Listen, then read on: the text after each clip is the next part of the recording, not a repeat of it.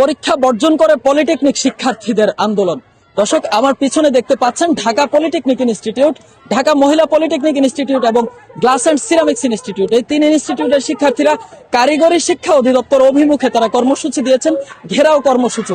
আমরা দেখতে পাচ্ছি শিক্ষার্থীরা স্বতঃস্ফূর্তভাবে অংশগ্রহণ করে আজকের পরীক্ষা বর্জন করে তারা আসলে যাচ্ছে কারিগরি অধিদপ্তর অভিমুখে।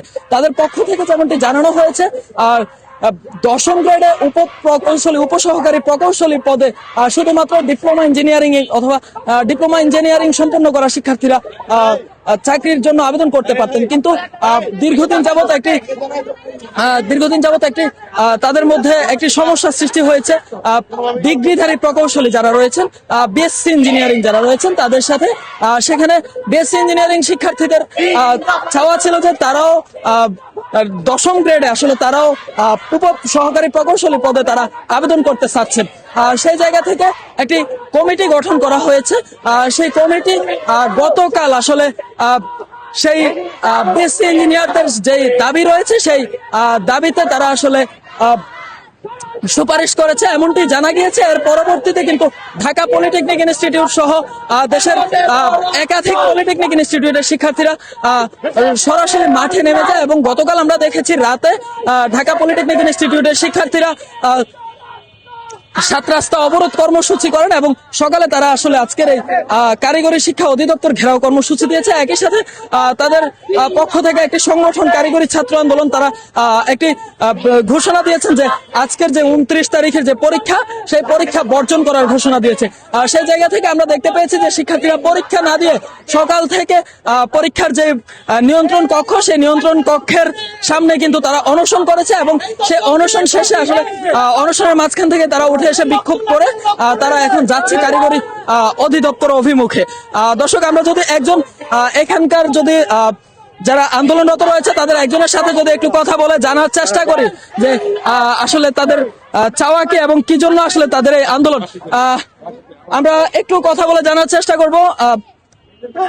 আপনাদের আজকের আন্দোলন সম্পর্কে একটু জানবো। আমরা আজকে আন্দোলন করতেছি, গতকাল আমরা একটাই শুনছি যে একটা সুপারিশ হয়েছে আমাদের ডিপ্লোমা যে দশম গ্রেড বিরুদ্ধে একটা সুপারিশ হয়েছে, ওরা 31% আবেদন করতে যাচ্ছে। এটা আমরা মানি না। এর বিরুদ্ধে আজকে আমরা ডিজি অফিস ঘেরাও দিয়েছি। ডিজি অফিসের কাজ 6 দফা নিয়ে 6 দফার যে আমাদের করা হয়েছিল রূপরেখার উপরে কোনো কিছু বাস্তবায়ন করেনি। এই জন্য আমরা ঢাকা পলিটেকনিক সহ ডিএমপিআই সহ সিরামিক সহ সকলে ডিজি অফিস ঘেরাও করতে চাচ্ছি আর কি। আর সেখানে কি আপনারা কোনো প্রকার কোনো স্মারকলিপি বা কোনো কিছু তাদেরকে দিবেন কিনা, বা হচ্ছে আপনাদের পরবর্তী স্মারকলিপি দিব? স্মারকলিপি আসতেছে আমাদের এখানে। আমি আর স্মারকলিপির কথাগুলো বলতেছি। দর্শক, তাদের পক্ষ থেকে একটি স্মারকলিপি দেওয়া হবে ডিজি অফিস বরাবর এবং তারা ঘেরাও কর্মসূচি চলমান রাখবে। তাদের যে দাবি দেওয়া, সেই দাবি দেওয়া সম্পর্কে আমরা একটু তাদের পক্ষ থেকে জানবো। আপনাদের দাবি দেওয়া সম্পর্কে। কারিগরি শিক্ষা অধিদপ্তরের ঘেরাও কর্মসূচির প্রধান কারণগুলো হলো 6 দফা দাবির সুপারিশ বাস্তবায়নের দায়িত্ব অধিদপ্তরে হলেও 1.5 বছরের একটি দাবিও বাস্তবায়ন করেননি। এটি অধিদপ্তরের চরম ব্যর্থতা। 2 নম্বর দাবি হলো ডিপ্লোমা প্রকৌশলী পদ অধিদপ্তরেরই সৃষ্টি, অথচ উপসহকারী প্রকৌশলী পদ নিয়ে ষড়যন্ত্র তারা নিশ্চুপ, এমন অভিভাবক আমরা চাই না। 3 নম্বর দাবি হলো 2021 সালে বিতর্কিত নিয়োগের দায়ে অধিদপ্তরের আজকের সংকটের মূলে এই নিয়োগপ্রাপ্ত ক্রাফটাই জড়িত।